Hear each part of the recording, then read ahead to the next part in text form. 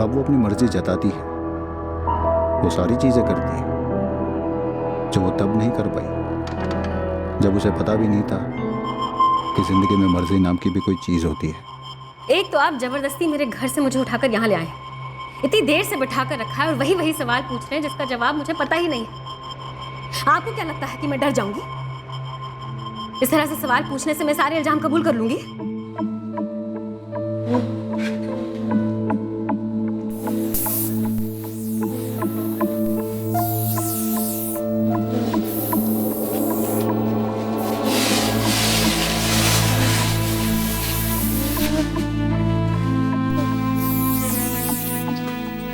Aunty, आपने मेरी mummy को देखा है?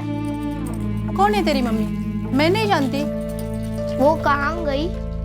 बेटा, मैं जब जानती ही नहीं तेरी मम्मी कौन है, फिर कैसे पता चलेगा कि वो कहाँ गई?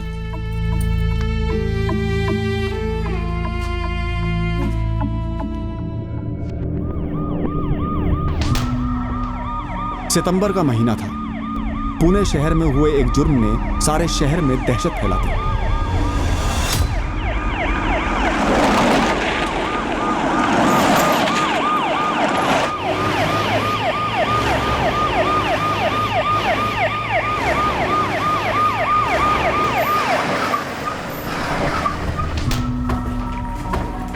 चलो ये यहाँ लोग करे, ये चल पकड़ा बाजूला क्या, ये डब्बे वाला ये सारी गाड़ी हटाओ, जल्दी जल्दी जल्दी जल्दी। आस्ते आस्ते चला, ये बाजूला क्या, आस्ते आस्ते ये ते गाड़ी ये चल जाओ दे, ये पाटी भाई के आस्ते आस्ते।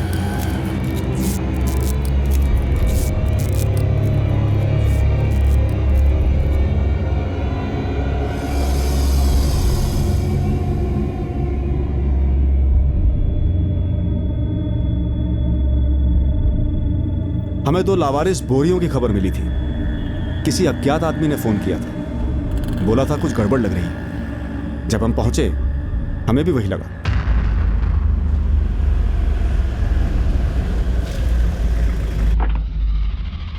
बाहर से बोरियों पर हमें खून के धब्बे नहीं दिखे। हमें चिंता हुई कि कहीं ये कोई बॉम्ब तो नहीं।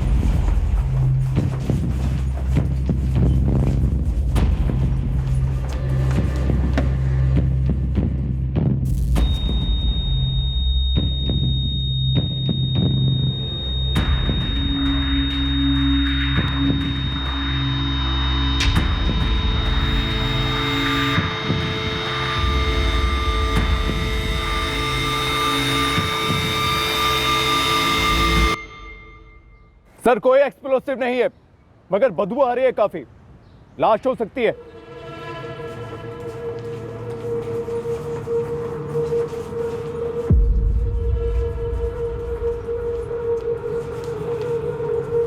खोलो।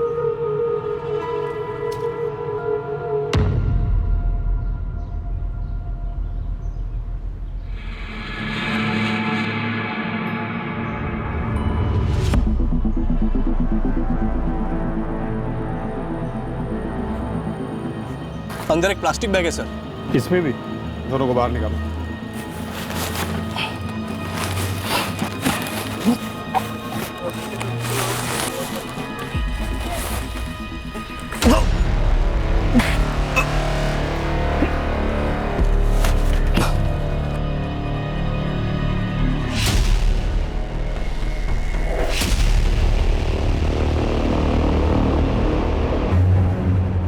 पुलिस का कहना है कि इस वक्त स्पष्ट नहीं है कि कटे हुए हाथ पैर किसी एक ही महिला के हैं या एक से ज्यादा लाशें हो सकती हैं। पर एक कटा हुआ सर जो मिला है वो एक जवान औरत का है और घर भी उसी औरत का मालूम होता है। पुलिस का कहना है कि वो औरत शायद प्रेग्नेंट थी, पर पॉसिबिलिटी ये भी है कि सड़न की वजह से लाश काफी फूल गई हो। मेरी टीम लगी हुई है बॉडी पार्ट स्टिच करने में। रेडी होने में कम से कम 4-6 घंटे और लगेंगे। आप एक काम कीजिए, कल सुबह तक फोन कीजिए। पर क्या सारे बॉडी पार्ट्स एक ही औरत के हैं? इतना तो बता सकते हैं। देखने में ऐसा लग तो रहा है, पर एग्जैक्ट डिटेल्स मैं आपको कल सुबह ही बता पाऊंगा। आप कल सुबह तक वेट कर लीजिए प्लीज।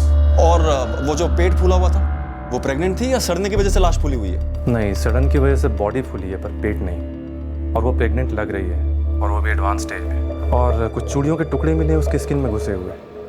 मैं काम करता हूँ, मैं सारी डिटेल्स आपको कल सुबह तक देता हूँ। भेज दो, सभी पुलिस थानों में भेज दो। सडन देख के लगता है कि मर्डर 3-4 दिन पहले हुआ। ये 3-4 दिन पहले की मिसिंग कंप्लेंट्स निकलवाओ, कल सुबह तक और भी डिटेल्स मिल जाएंगी। सभी पुलिस थानों में बोल दो कि कल सुबह तक और डिटेल्स दे दी जाएंगी। कम से कम प्रिलिमिनरी काम तो शुरू हो। हमें कॉल करके इन्फॉर्म किसने किया था? कॉल करने वाला एक ऑटो ड्राइवर जो ट्रेस हो गया, और कल ये चेक कर रहा है कि आसपास के एरिया में कहाँ CCTV है। अगर आपको पता चला है कि मैंने आपको फ़ोन करके बताया है, तो इसलिए पता चला है कि मैंने ही अपने फ़ोन से कॉल किया था और फ़ोन बंद भी नहीं किया। चंदन किसी को बोरियां रखते हुए देखा था? अगर देखा होता तो मैडम कल फ़ोन करता ना। और मैं हर रात यहीं पे अपना रिक्शा खड़ा करता है, अंदर ही सोता है। सुबह चाय पीने के लिए बाहर गया तो बोरियां देखी तो डाउट गया।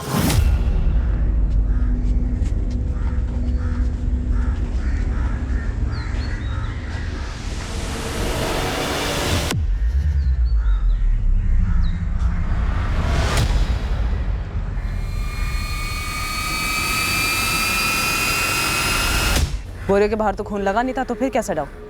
कचरा भी तो हो सकता था ना। और मैडम इधर कोई कचरा नहीं फेंकता है, और जिस तरह से बोरियां लगी हुई थी कचरा नहीं लग रही थी। और मैं अकेला नहीं था जिसने देखा, बाकी ऑटो वाले भी थे, सब कट लिए। आज सुबह ही देखा? हाँ साहब, आज सुबह ही देखा। चंदन, और कौन कौन ऑटो वाले जो अपना ऑटो यहाँ पे पार्क करते हैं, सबका नाम लिखवाओ। मैं सबको नहीं जानता मैडम। देख चंदन, तुम जितनों को जानता है उनकी डिटेल्स बता दे, बाकी हम पता कर लेंगे।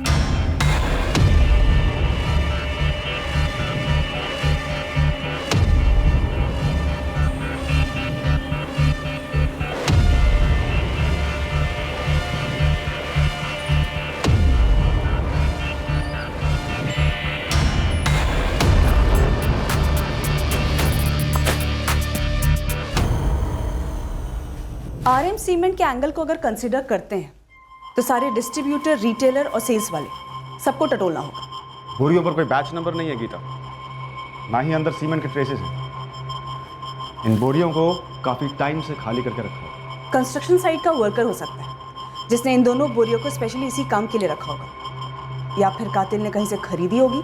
खाली बोरियां तो ज़्यादातर रद्दी वाले रखते हैं, या फिर कुछ दुकानें ऐसी होती हैं जो बोरियां बेचती हैं। सर एक काम करते हैं, जहां लाश मिली थी हमें उस एरिया के आसपास जितने भी कंस्ट्रक्शन साइट हैं और रद्दी वाले हैं, इन दोनों से स्टार्ट करते हैं। बॉडी के 8 पीसेस थे, सारे एक ही औरत के। औरत प्रेग्नेंट थी और 8वां महीना पूरा हुआ था, मेल चाइल्ड था।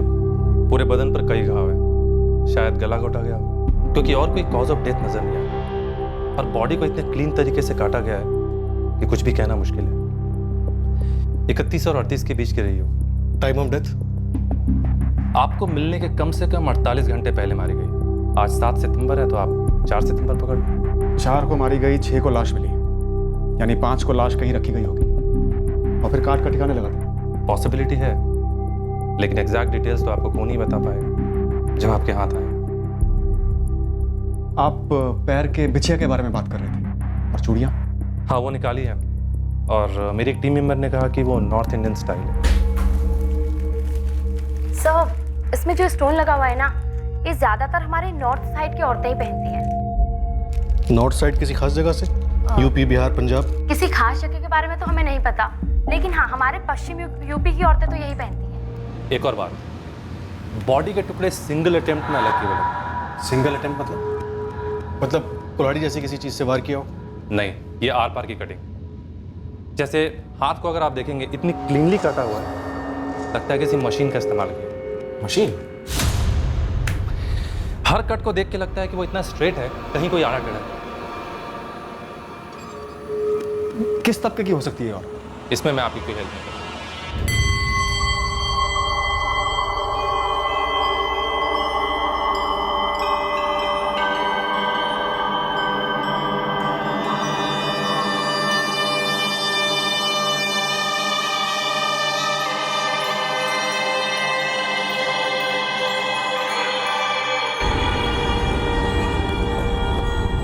ये हड्डी के आर पार काटने वाला इलेक्ट्रिक सॉ मशीन हो सकता है, वो लकड़ा काटने वाला टिम्बर मार्ट्स में जो यूज होता है, या फिर मार्बल या पत्थर काटने वाली मशीन एक झटके में आर पार कर सकती है।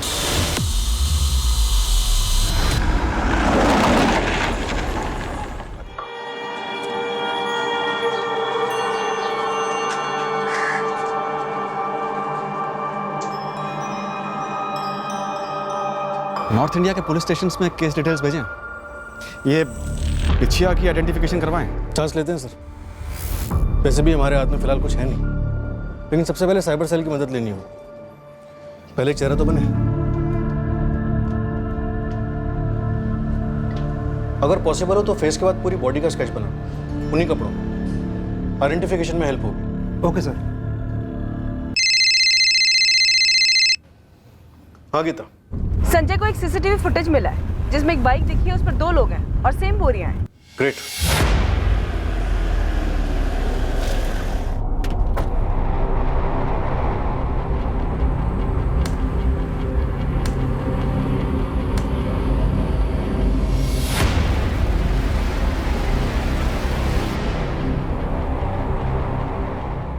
जहां बोरिया मिली उससे थोड़ी दूर की दुकान पर थी ये सीसीटीवी।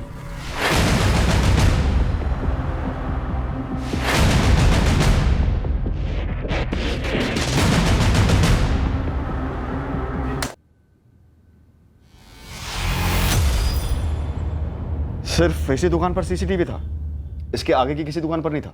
यस सर, और किसी भी दुकान पर सीसीटीवी नहीं था। लेकिन यही लोग इन्वॉल्व हैं। बोरिया से RM सीमेंट्स। बाइक की नंबर प्लेट दिख नहीं रही और पीछे जो भी बैठा है उसने बहुत स्मार्टली अपना चेहरा कवर कर रखा है। और चलाने वाले का हेलमेट तो खैर पूरा ही ब्लैक है, चेहरा बिल्कुल नहीं दिख रहा। सर हेलमेट पे एक येलो पट्टी और बाइक के पेट्रोल टैंक का कलर बाइक के कलर से बिल्कुल अलग। पीछे जो बैठा है ये कोई आदमी है या फिर कोई औरत है जो जीन्स टी शर्ट पहन के बैठी है, ताकि हम गुमराह हो सकें? सर फिजिक वाइज तो ये औरत ही लग रही है जिसने कंधे पे बैकपैक ले रखा है। किराए का जोड़ा हो सकता है। बस इसी काम के लिए।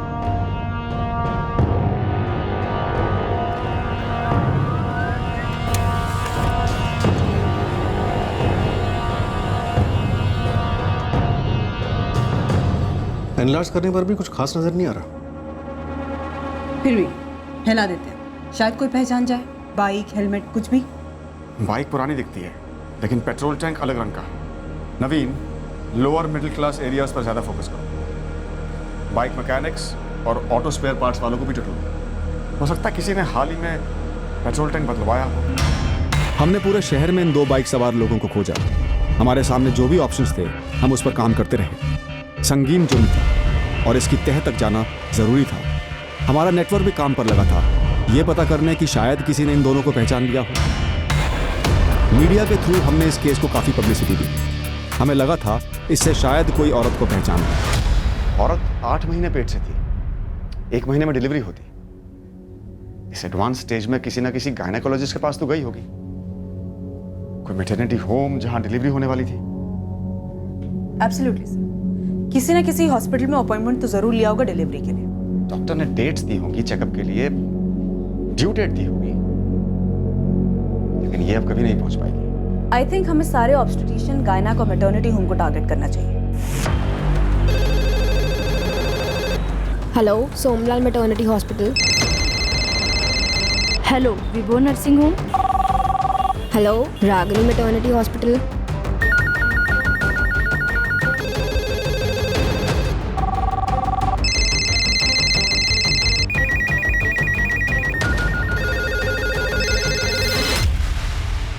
ऐसा कुछ यूज हुआ होगा बॉडी काटने के लिए। इसी लाइन का होगा सर।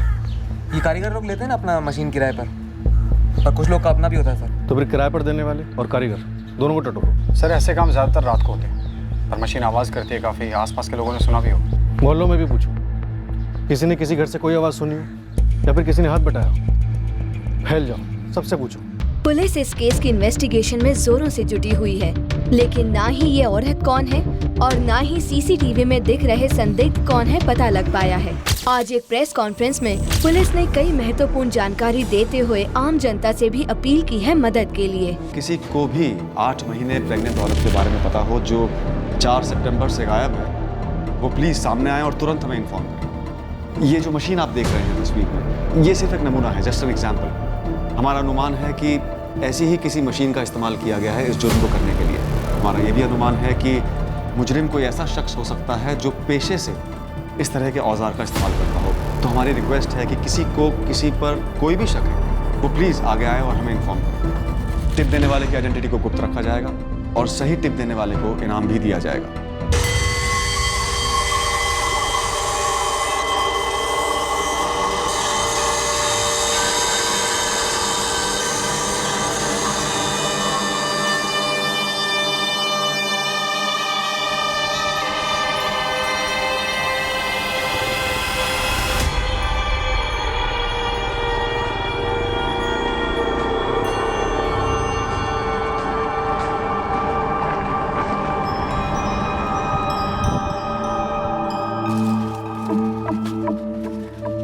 अंकल इस नंबर पर कॉल लगाइए ना।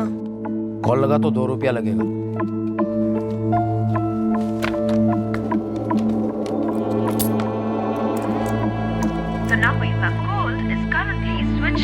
फोन स्विच ऑफ है। वापस लगाइए ना। बेटा फोन बंद रखा गया है, तुम एक काम करो, बाद में आ जाना। जब सामने वाला फोन चालू करेगा तो तुम्हारी बात हो जाएगी।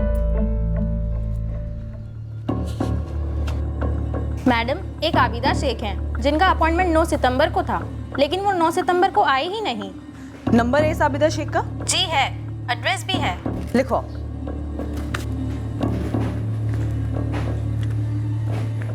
Thank you.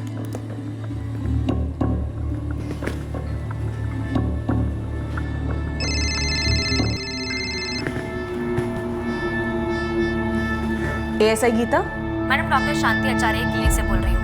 हाँ बोलो। मैडम, आपने मांगा था ना अपॉइंटमेंट, किसका छूट गया है? हाँ हाँ, कौन थी? 11 तारीख का एक अपॉइंटमेंट था, मंजू चंद्रा का। आज 4 तारीख हो गई है, आई नहीं अब तक। नाम और एड्रेस बोलो फटाफट।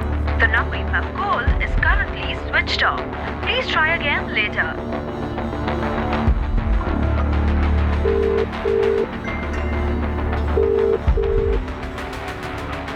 जयकर, गाड़ी निकालो। अर्चना चल।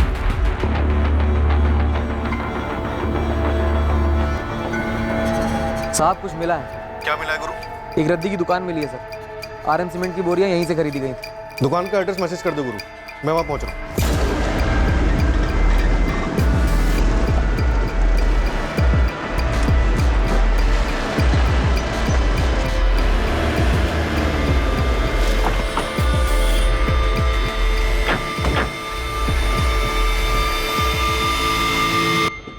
अरे भाई, house number 63। House number 63 ma'am, यहाँ से 2 गली बाद मिलेगा आपको। आबिदा शेख का घर है वो? ये नहीं बता सकता। ठीक है।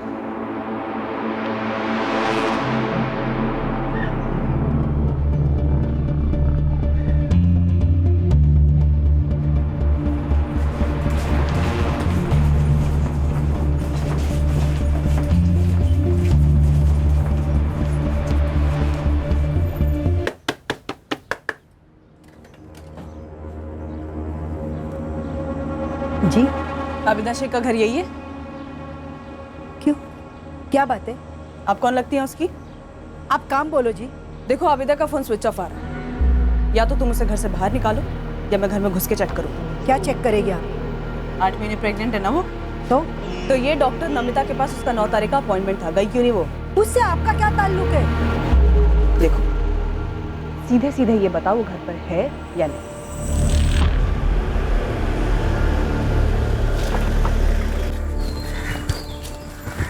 सरफराज नाम है सर।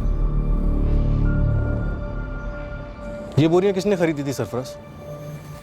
मालिक, ये गुरु भाई ने जब पूछा तो ईमानदारी से मैंने बता दिया था। 5 तारीख को दोपहर के टाइम एक आदमी आया था। कौन था, क्या था, इसके बारे में मेरे को कुछ नहीं मालूम था। तो कैसे याद रह गया था? उसने 2 बोरियां मांगी थी। उस टाइम मेरे पास एक ही बोरी थी और दूसरी एक बोरी में मेरा ही कुछ छुटपुट सामान पड़ा हुआ था, लेकिन वो जिद करने लगा 2 बोरी चाहिए।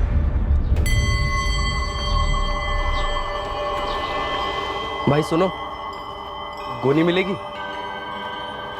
गोली चाहिए?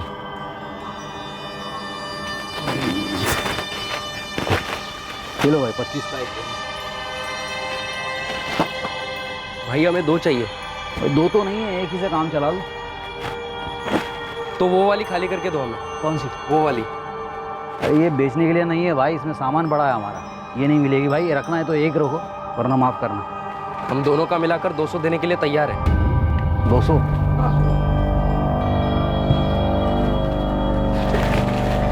भाई जल्दी खाली करना दूसरी वाली। पता नहीं उसको ऐसी क्या जल्दी थी। 200 रुपये 2 बोरी के आज तक मुझे किसी ने नहीं दी। पहले कभी देखा है उसे यहाँ पे, इसी मोहल्ले का? नाना साहब, उसको तो पहली बार ही देखा है, और इस मोहल्ले का तो गारंटी से नहीं था। ये देख, ये तो पहले भी देख चुका हूँ साहब, ये अखबार में भी छपी थी और गुरु भाई ने भी एक बार दिखाया। वैसे देखा जाए तो ये हो सकता है, लेकिन मैं पक्का नहीं बोल सकता था। साले 50 का माल रोज रोज कोई 200 में बेचता है क्या? शक्ल कैसे भूल सकता है तू? स्केच बनवा दे चल। अरे गुरु भाई क्या अभी, हर रोज़ इतने सारे बंदे दुकान में आते, कैसे याद रहेगा? और वैसे भी ये कोई खास बंदा तो था नहीं। मेरे को खाली सौदा याद है, उसका बंदे का थोपड़ा याद नहीं है साहब। मैं पूरे मोहल्ले में फील्डिंग लगा देता हूँ सर, किसी के घर में रुका मेहमान भी तो हो सकता है। एक बिगड़ छूटना नहीं चाहिए करो। 5 तारीख को बोरियां खरीदी गई थी। मोहल्ले में कोई सीसीटीवी है तो 5 तारीख का फुटेज निकलवा। देखो जबरन मेरे घर में घुसने नहीं दूंगी मैं। मुश्ताक भाई समझाइए ना मैडम को। मैडम एक बार बताओ तो सही, अबीदा को क्यों ढूंढ रही है? एक केस का मामला है, बुलाओ आबिदा को। केस? क्या केस? मेरे आबिदा को इस सब में क्यों घसीट रही हो आप? आबिदा का शौहर रिजवान कहाँ है? वो सऊदी में काम करता है। देखो चुपचाप ये बता दो आबिदा घर पर है या नहीं, और अगर नहीं है तो 3 सितंबर से गायब है या 4 सितंबर से। मैडम आप क्या बोल रहे हैं? आबिदा गायब क्यों होगी? अगर नहीं गायब है तो बुलाओ ना, बुलाओ। ये लो आ गया अबीदा।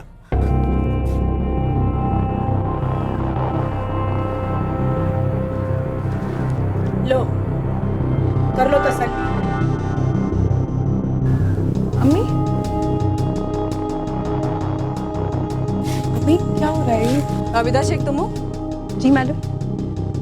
9 सितंबर को डॉक्टर नमिता रेड्डी के साथ तुम्हारा अपॉइंटमेंट था, गई क्यों नहीं तुम? वो मैंने डॉक्टर बदल लिया। डॉक्टर बदल लिया? हाँ मतलब बदल नहीं सकते क्या? नहीं नहीं ठीक है। अम्मी क्या हो रहा है ये? क्या रहा है ये पुलिस घर पे? अम्मी गाड़ी निकालो, रामनगर की तरफ ले लो। नेक्स्ट टाइम मंजू का पता करो।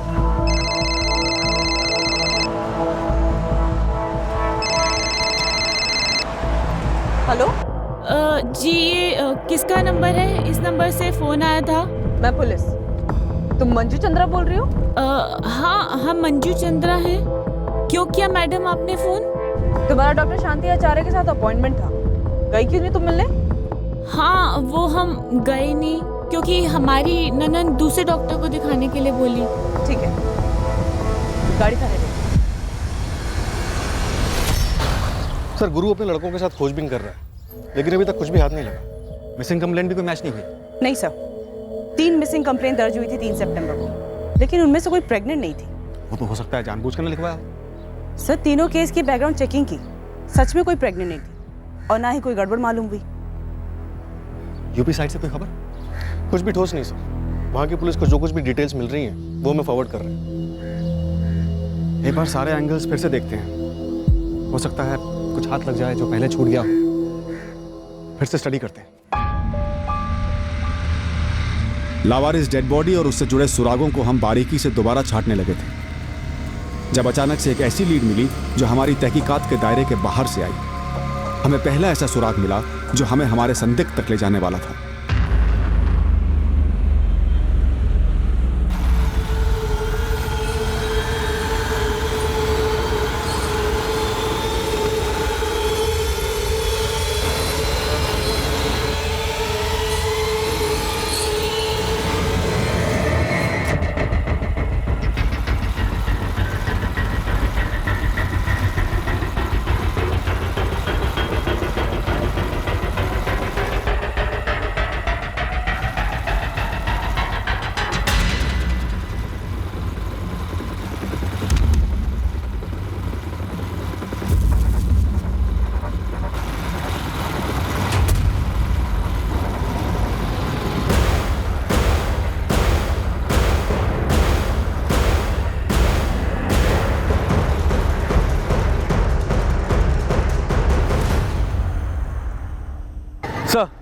सर ये वही बाइक थी सर, मैं 100% कंफर्म हूँ।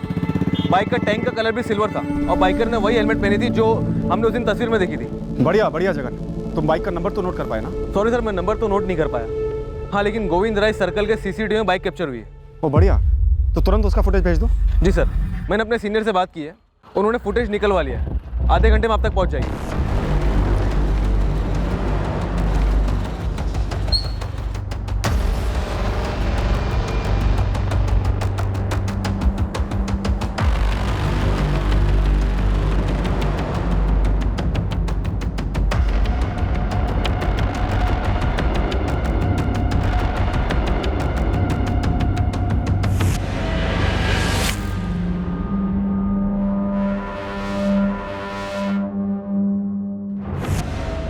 इस कैमरे में बाइक के आगे वाला नंबर प्लेट साफ नजर नहीं आ रहा। सेकंड कैमरा देखिए।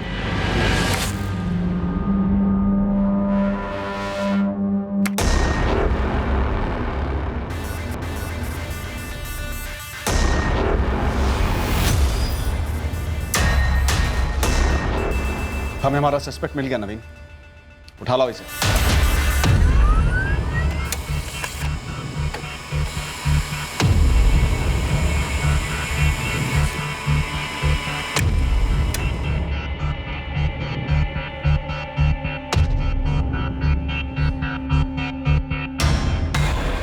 बाइक किसी नारायण जोशी के नाम पे रजिस्टर्ड है और हमें आरटीओ से इसके ड्राइविंग लाइसेंस की कॉपी भी मिल गई। नारायण जोशी, उठा लो।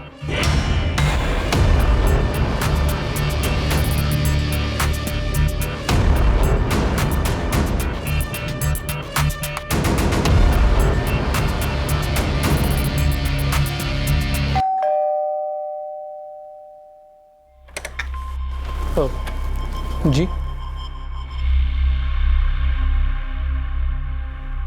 लेकिन मैं इसे नहीं पहचानता सर। ये बाइक पहचानते हो? हाँ, ये तो तुम्हारे नाम पर रजिस्टर्ड है, मना नहीं कर सकते। मेरे नाम पर? अजीब बात है, अभी तक इसका रजिस्ट्रेशन चेंज नहीं हुआ। अब तुम बोलोगे बेच दी वगैरह वगैरह। वगैरह वगैरह नहीं सर, सच में बेच दी, करीबन 4 महीने पहले सर, मई में। किसे बेची? बिना रजिस्ट्रेशन बदले? रजिस्ट्रेशन बदलने की जिम्मेदारी तो खरीदने वाले की होती है ना सर। मुझे इस मर्डर वर्डर के बारे में कुछ मालूम नहीं सर, आप प्लीज मुझे इसमें मत घसीटिए। किसे बेची? एक असलम मैकेनिक है, बाइक रिपेयर करता है। मैंने उसको मार्च में बोला था कि कोई ग्राहक मिले तो बेच दे। उसका मई में फ़ोन आया था मुझे कि उसको एक पार्टी मिली है। उसने मुझे बाइक के 22,000 रुपये दिए। मैंने उसको बाइक और बाइक के पेपर दोनों दे दिए। असलम का नंबर और एड्रेस चाहिए? हाँ देता हूँ सर, है मेरे पास। तुमने असलम से पूछा नहीं उसने बाइक किसको बेची या खुद के लिए ली? खुद के लिए तो नहीं लेगा सर, मुझे लगता है उसने किसी पार्टी को ही बेचा है सर, लेकिन मैं पक्का नहीं बोल सकता।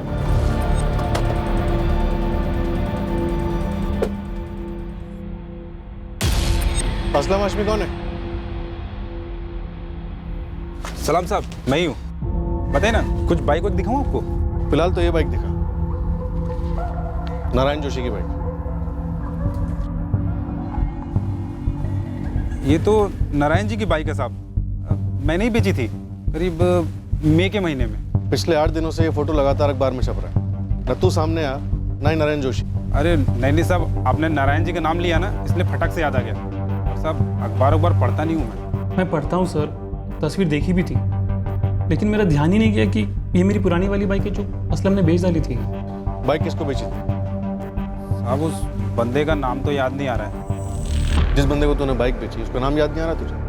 सच में याद नहीं आ रहा है साहब। और साहब नारायण जी की बाइक ऊपर से टिप टॉप और अंदर से बिल्कुल खटारी थी। वो मुझे कब से कहते रहते थे कि बिकवा दे। तब तक वो बंदा आया और उसको उस बजट में वो बाइक फिट हो गई, तो मैंने उसको बेच दी। साहब ज़्यादा फ़ायदा नहीं हुआ, बहुत छोटा सौदा था।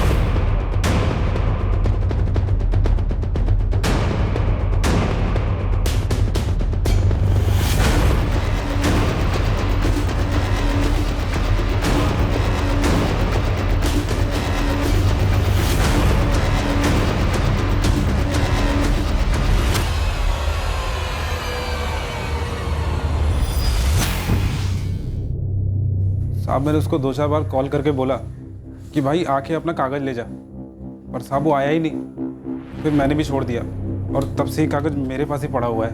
और 4 महीने बाद उसी बाइक पे 8 महीने प्रेग्नेंट औरत की बॉडी ट्रांसपोर्ट हुई। अरे मैडम, मुझे कैसे पता होगा कि वो बाइक कोई कांड करने के लिए खरीदी गई थी? असलम हाशमी, बोल दे कौन थी वो मारी गई औरत, और ये औरत कौन है जो तेरे साथ बाइक पे बैठी है पीछे? किसने सुपारी दी तुम लोगों को? अरे साहब, किसी ने सुपारी उपारी नहीं दी। मैं बस ईमानदारी से अपना गराज चलाता हूँ साहब। तेरे घर से तो कुछ नहीं मिला असलम। चल बोल, वो कटर कहाँ से लिया तूने?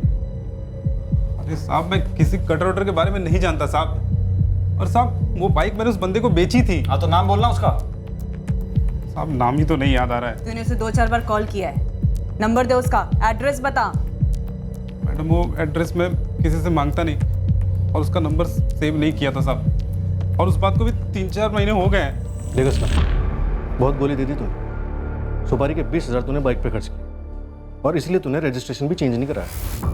ये सच नहीं है साहब। वो बंदा खुद सामने से आया था मुझसे पूछताछ करने के लिए।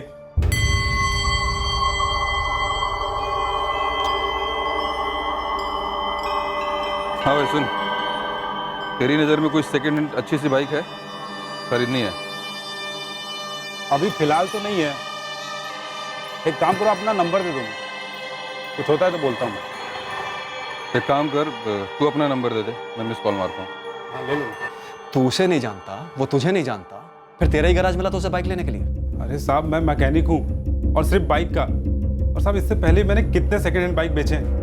अब किसी ने बताया होगा मेरे बारे में। असलम, तुझे उसका नाम नहीं आता, बात कुछ जम नहीं रही है। उसने तुझे अपना नंबर दिया लेकिन तूने सेव नहीं किया, तो तूने उससे कांटेक्ट कैसे किया नारायण की बाइक को बताने के लिए? तू टाइम वेस्ट कर रहा है असलम। बता दे कौन है ये और कौन कौन शामिल है इस मर्डर में। अरे साहब, मैं अम्मी अबू की कसम खा के कह रहा हूँ साहब, मुझे सच में कुछ नहीं पता है। उस बंदे को मैंने 25,000 में बाइक बेची और सिर्फ 3,000 उसमें से लिए। साहब, आप मोबी नगर में जाके किसी से ही पूछ सकते हो मेरे बारे में। कोई मेरे बारे में गलत नहीं बोलेगा साहब। साहब, बेवजह मुझे इस मामले में मत घसीटो। हम नहीं घसीट रहे, ये बाइक तुझ तक पहुंची है। इस केस में बहुत गर्मी है असलम, और तू बता नहीं रहा है कि तूने बाइक किसको बेची। सर, तो सारा से किसी पर ही आया ना। ऐसे कोई बाइक बेची नहीं, ऐसे कोई पेपर चेंज नहीं हुए, ऐसा कोई कस्टमर था ही नहीं। अरे था साहब, बिल्कुल था साहब। मुझे यही सब लफड़े वाले काम करने होते तभी कहाँ से कहाँ पहुँच गया होता साहब। साहब, मेरे हाथ देखो साहब, ईमानदारी वाले हाथ है साहब। नारायण जोशी की बैकग्राउंड चेकिंग हुई। हमें भरोसा हो गया था कि उसने वाकई में बाइक असलम को बेची थी। उसका इस मर्डर केस से कनेक्शन होना लगभग ना के बराबर था। मैकेनिक असलम हाशमी की बैकग्राउंड चेकिंग से भी कुछ शक करने जैसा नहीं मिला। उसके भी इस केस से ताल्लुक होने के आसार नहीं दिखे जिसमें एक प्रेग्नेंट औरत का मर्डर हुआ था। असलम हाशमी नाम है, नंबर है 444987646। इस नंबर पर मई मंथ में हमारे सस्पेक्ट के कॉल आए भी हैं और गए भी हैं, तो इस नंबर की टॉप प्रायोरिटी पे कॉल रिकॉर्ड निकालिए प्लीज। हमें उम्मीद थी कि अगर असलम सच बोल रहा था तो उसके कॉल रिकॉर्ड्स में उस खरीदार का नंबर दिखेगा जिसको असलम ने नारायण की बाइक बेची थी, जिसका कटी हुई डेड बॉडी डंप करने में इस्तेमाल हुआ था। काफ़ी कोशिशों के बाद भी असलम सस्पेक्ट का हुलिया याद नहीं कर पाया, ना ही उसके बारे में कोई और जानकारी दे पाया। हम इस केस में कुछ आगे बढ़े तो थे, पर ऐसा लग रहा था कि हम कहीं जाकर अटक गए हैं। कुछ भी याद नहीं आ रहा साहब।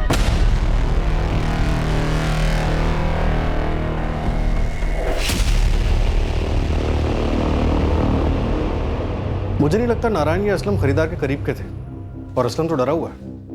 हद है ये, लोग गाड़ियां बेचते हैं और खरीदारों के चेहरे याद नहीं रखते। गाड़ी रजिस्टर नहीं होती और मर्डर केस में इस्तेमाल होती है। कॉल रिकॉर्ड्स की क्या पोजीशन है? गीता असलम हाशमी के मेक एक नंबर को स्कैन कर रही है। मर्डर प्लान है नवीन, इसमें कोई शक नहीं है। गाड़ी खरीदी गई लेकिन रजिस्ट्रेशन नहीं करवाया गया, तो जो सिम कार्ड इस्तेमाल हुआ है वो असली थोड़ी होगा। हो सकता है फर्जी हो, या शायद ना भी हो। लेकिन एक बात, जो ट्रैफिक वालों की सीसीटीवी में हमारा संदिग्ध दिख रहा है, मुझे लगता है कहीं ना कहीं किसी ना किसी वजह से उसका चालान जरूर कटा होगा। चांस लेते हैं, फोन रिकॉर्ड्स तो स्कैन हो ही रहे हैं। पिछले 4 महीने के ई चालान और स्पॉट चालान सबकी रसीदें चेक करते हैं, हो सकता है कुछ मिल जाए। लेकिन बाइक का रजिस्ट्रेशन तो नारायण के नाम पर, घूम फिर के वहीं पहुंच जाएंगे। रजिस्ट्रेशन पेपर हेलमेट वाले के पास पहुंचे ही नहीं थे, वो असलम के पास ही थे। और जब ट्रैफिक वाले ने चालान काटा होगा तो इस हेलमेट वाले ने अपना असली लाइसेंस दिया होगा। अब इस छोटे से काम के लिए वो अपना जारी लाइसेंस तो बनवाएगा नहीं। पॉइंट है नवीन, चांस लेते हैं। एक तरफ हम असलम के मई के महीने के कॉल रिकॉर्ड्स को बड़ी बारीकी से चेक कर रहे थे ताकि हम इस बाइक के खरीदार तक पहुंच सकें। दूसरी तरफ हमने ट्रैफिक डिपार्टमेंट की मदद ली, यह जानने के लिए कि इस जुर्म में इस्तेमाल की गई बाइक से कभी कोई ट्रैफिक रूल तो नहीं टूटा था। चालान तो नहीं कटा था, या फिर मई से सितंबर के बीच कभी सस्पेक्ट का लाइसेंस चेक किया गया हो। काम आसान नहीं था, पर हमें भरोसा था कि हम संदिग्ध तक पहुंच ही जाएंगे। बस इस बात का अंदाजा नहीं था कि इसमें कितना समय लगने वाला है।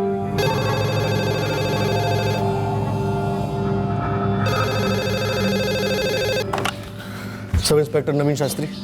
सर बिना हेलमेट बाइक चलाने के चार्ज पर चालान काटा था इसमें, जिसे आप ढूंढ रहे हैं। सर चालान की कॉपी मिल गई है। कौन है ये प्रसाद? 4 जून और 11 जुलाई 2 बार इसका चालान कटा था सर। दोनों ही बार इसके पास सेम लाइसेंस था सर। बाइक का नंबर है MHX1HR54Y3। लाइसेंस नंबर, नाम, पता? लाइसेंस नंबर तो आरटीओ को भेज दिया है सर, लेकिन सर मुझे नहीं लगता ये लाइसेंस नंबर अपने पुणे आरटीओ का। बिना रजिस्ट्रेशन के बाइक के खरीदार की लाइसेंस की कॉपी हमारे हाथ लग गई। यह हमारे सस्पेक्ट की ही थी, और अब हमारी तहकीकात का एक अलग नया पन्ना खुल गया था। ड्राइविंग लाइसेंस जोधपुर के पास रहने वाले किसी ललित यादव के नाम पर रजिस्टर्ड है।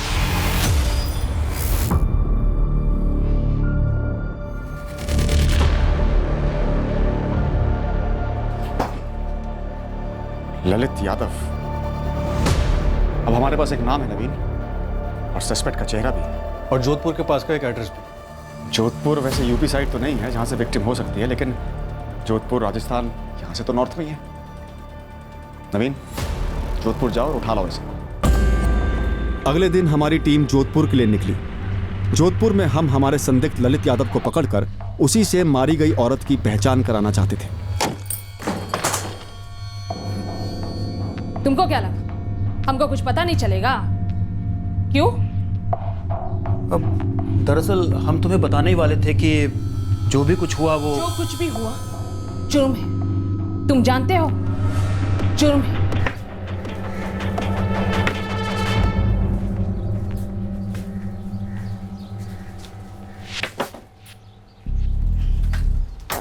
राम राम काका। हाँ राम राम।